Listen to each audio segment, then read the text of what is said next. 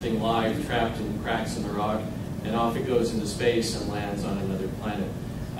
There are issues with the heat of entry into the other planet, but I think Earth, Mars, Mars, Earth, it's feasible one way and not the other is the current belief among the people that model this in terms of the thermal environment. But then you start talking about Europa and Enceladus, and that probably is quite feasible because they have no atmosphere to speak of if it gets there quickly enough.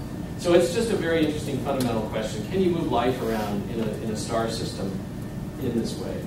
Ceratopterus ricardi, these are plants. They're the spores of aquatic ferns, actually, a very ancient plant.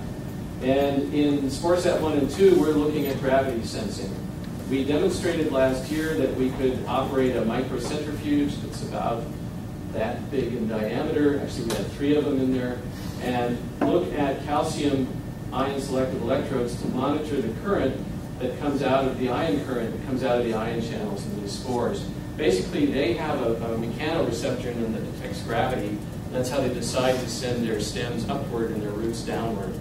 And when that's triggered, calcium ions start to come out of the direction that the spore perceives to be up, and calcium ions go into the direction it perceives to be as down. So these are about 150 microns across, and we have a differential pair of ion selective electrodes at the top and bottom.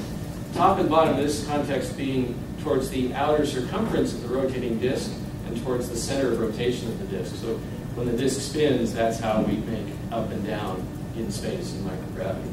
And that's what we hope to measure in a couple of years. And we'll have both a mutant and a wild type of that too, one that's got enhanced calcium ion currents and one that has the normal wild type. And C. elegans, very well studied model organism.